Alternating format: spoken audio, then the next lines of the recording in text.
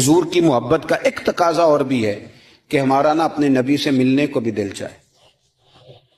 میں آپ کو ایک بات عرض کروں، شاید میں سارا دن ہی وظیفے بتاتا ہوں، دکان نہیں چلتی تو وظیفہ بتا دیں،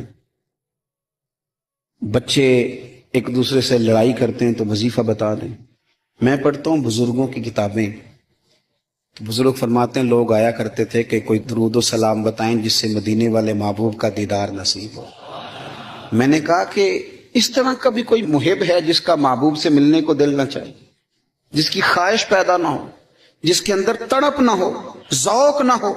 آہستہ آہستہ وہ جو ہمارے سوتے خشک ہوئے ان کے اندر یہ دراڑ آئی کہ وہ جو خاص ذوق تھا، آپ پڑھیے نا قرآن مجید، حضرت ثوبان بن مالک رضی اللہ تعالیٰ عنہ حضور کی بارگاہ میں حاضر ہوئے تھے اور رو پڑے اور بڑا ہی روئے، تو حضور نے فرمایا کیوں روتے ہو؟ عرض کرنے لگے یا رسول اللہ جب دل نہیں لگتا تو میں زیارت کرنے آ جاتا۔ تو حضور نے فرمایا تو روتا کیوں ہے؟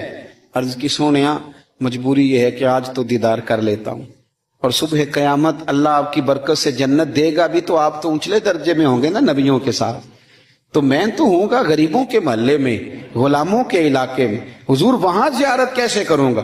اور اگر جنت میں زیارت نہ ہوئی تو دل کیسے لگے گا؟ حضور پریشان ہوں۔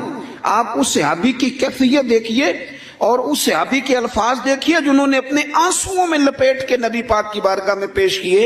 اللہ کے محبوب نے گردن جھکائی تو حضرت جبریل آیتیں لے کے آ گئے، کہا محبوب ان سے کہیں روئے نہ، گویا روئے نہ، جو اللہ اور اس کے رسول کی اطاعت کرے گا نا وہ محروم نہیں رکھا جائے گا۔ فَأُولَٰئِکَ مَعَ الَّذِينَ أَنْعَمَ اللَّهُ عَلَيْهِم مِّنَ النَّبِيِّينَ وَالصِّدِّيقِينَ وَالشُّهَدَاءِ وَالصَّالِحِينَ۔ فرمایا جو آپ کی اطاعت کریں گے نا انہیں نبیوں کے ساتھ رکھا جائے گا، انہیں شہداء صالحین کے ساتھ رکھا جائے، صدیقین کے ساتھ رکھا جائے۔ میرے بھائی وہ خاص تڑپ جو لوگوں کے اندر حضور کی زیارت کی خاص تڑپ، نبی پاک صلی اللہ علیہ وسلم فرماتے ہیں جس نے مجھے خواب میں دیکھا اس نے مجھے ہی دیکھا۔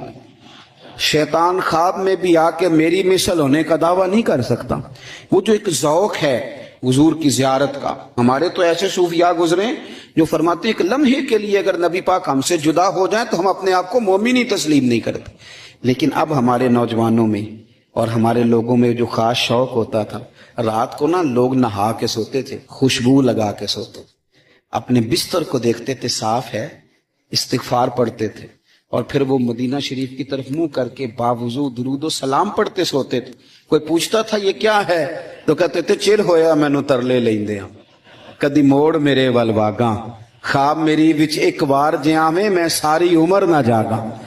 نبی پاک صلی اللہ تعالی علیہ وسلم کی غلاموں کا یہ شوق، یہ درد، یہ ذوق، یہ تقاضا کرتا ہے محبت کا کہ محبوب سے ملنے کو دل چاہے۔